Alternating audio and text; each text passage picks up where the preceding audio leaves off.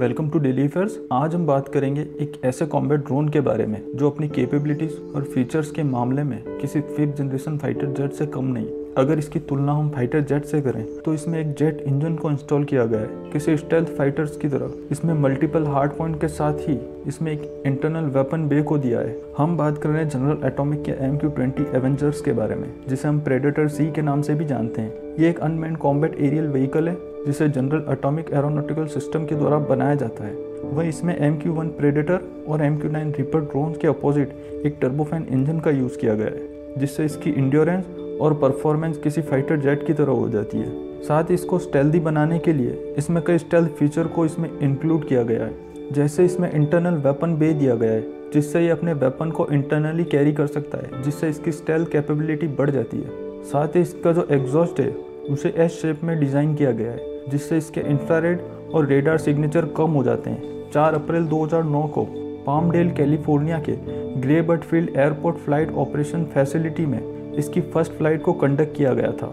2011 के दौरान ऐसा बताया जा रहा था कि यूनाइटेड स्टेट एयरफोर्स ने एवेंजर ड्रोन को परचेस करने के लिए इसका ऑर्डर दिया है। साथ ही इसकी तैनाती अफगानिस्तान में की जाएगी। एवेंजर ड्रोन को एज ए टेस्ट एसेट के तौर पर इस्तेमाल किया जाएगा। अगर इसे MQ-9 रिपर के साथ कंपेयर किया जाए तो ये उससे ज़्यादा फास्ट है।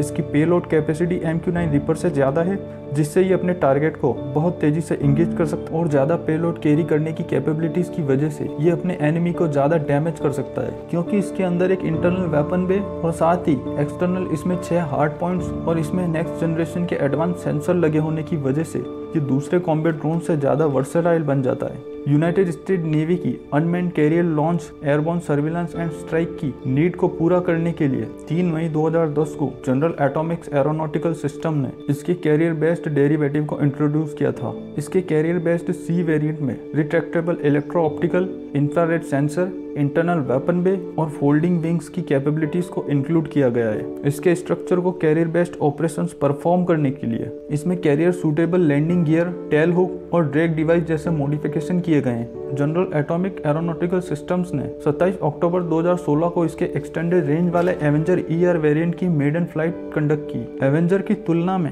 एवेंजर ER के विंग स्पैन को 10 फीट तक बढ़ाया गया। साथ ही इसकी फ्यूल कैरिंग कैपेसिटी को भी 1000 किलो तक बढ़ा दिया गया। इन सब मॉडिफिकेशन की वजह से इसका एंड्योरेंस जो पहले 18 घंटों का था अब बढ़कर 20 घंटों का हो गया। 24 से 25 जनवरी 2018 को एवेंजर ने 24 घंटे नॉन स्टॉप फ्लाई करके इसने इसके 20 घंटे की फ्लाइट टेस्ट गोल को एक्सीड कर लिया, जो कि बेसलाइन एवेंजर से 6 घंटे ज्यादा थे। एवेंजर ER में को-क्योर्ड कंपोजिट सेंटर विंग और हैवी वेट लैंडिंग गियर के साथ साथ dual redundant plus light weight brake control और light weight hybrid liner anti lock braking system का यूज करने की वजह से इसके maximum gross take off weight की कैपेसिटी बढ़कर 8800 किलोग्राम हो गई। इसके जनरल कैरेक्टरिस्टिक्स पर नजर डालें तो इसको कंट्रोल करने के लिए 2 क्रू की जरूरत पड़ती है। इसकी लेंथ 44 फीट और इसका विंग स्पैन 66 फीट है। इसका maximum take off weight 8255 kilogram है। ये 3600 किलोग्राम तक के फ्यूल को कैरी कर सकता है। इसके अंदर फाइटर जेट की तरह एक टर्बोफैन इंजन को इंस्टॉल किया गया है, जिससे इसकी परफॉर्मेंस और मनूवर करने की क्षमता बढ़ जाती है। इसका जो इंजन है वो प्रेट एंड विटनी का